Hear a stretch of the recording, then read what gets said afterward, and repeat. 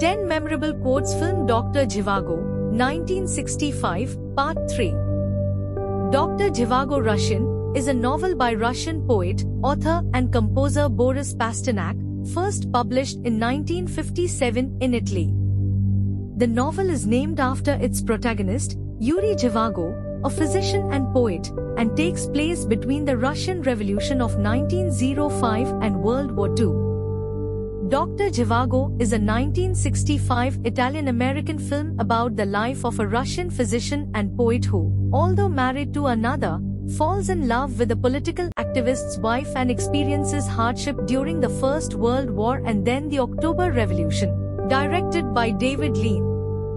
Written by Robert Bolt, based on the novel by Boris Pasternak.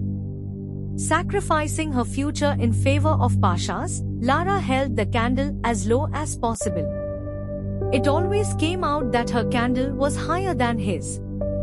All that was metaphorical has become literal, and the children are children, and the terrors are terrifying. In defense of her wounded pride, he would have torn the offender to pieces with his own hands. And here that offender was he himself. That was why Yura was so shaken by his mother's death, because he had been lost in that forest with her and was suddenly left alone in it, without her. The unfree man always idolizes his slavery. Every herd is a refuge for giftlessness. Only the solitary seek the truth, and they break with those who don't love it sufficiently. The rulers of your minds indulge in proverbs, but they've forgotten the main one, that love cannot be forced, and they have a deeply rooted habit of liberating people and making them happy, especially those who haven't asked for it. If you love me and want to keep me from perishing, don't put it off, let's get married quickly. Lara was not religious.